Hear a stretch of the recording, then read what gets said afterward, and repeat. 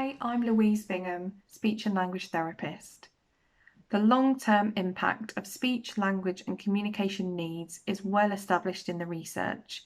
Children with unidentified and unsupported language difficulties are at a significant risk for poor literacy development, poor academic attainment, social, emotional and mental health difficulties and challenging behaviour.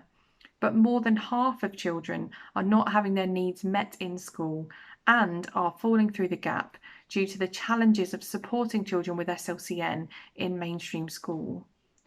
The first challenge is the scale of the problem. So SLCN is now the most common primary area of need for children on SEN support. So it's more common than autism and more common than specific learning difficulties like dyslexia.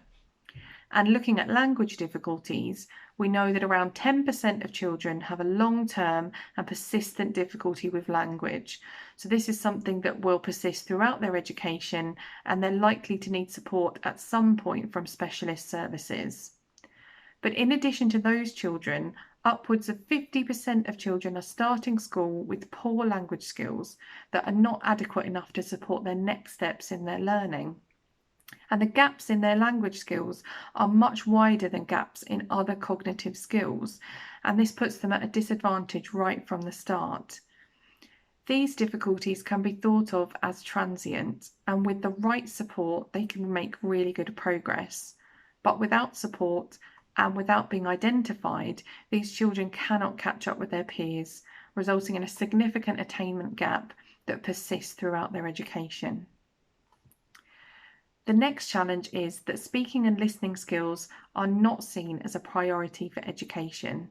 They're barely referred to throughout the national curriculum, especially after the early years foundation stage, and this leads to school staff not viewing speaking and listening as important skills for education. Even though we know that speaking and listening skills underpin everything that we're asking children to do in school and their ability to make progress. Limited or no information about SLCN is included in initial teacher training, and school staff often report that they don't feel confident in their ability to identify these children or to support them. So developing the knowledge and skills of school staff in identifying and supporting children with SLCN is crucial in enabling children to close the gap. The final challenge is in identifying children with language difficulties. Language difficulties are complex and often change over time, often becoming more complex. And difficulty understanding language or receptive language is more likely to persist. And so it's crucial that these children are identified. But understanding language isn't something that we're able to observe. And these children are really good at masking any difficulties that they're having with understanding. So they use the routine and context of the classroom, they copy their peers, they use visual support and gestures to look as though they understand what they're doing without actually having to understand any of the language that's being used.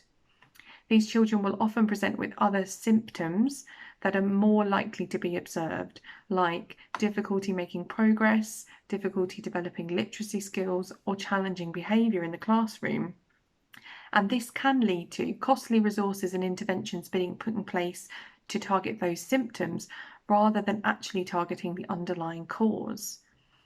So it's not possible to identify language difficulties from observation alone, and school staff need tools in place to support them to identify children with difficulties in order for timely support to be put in place.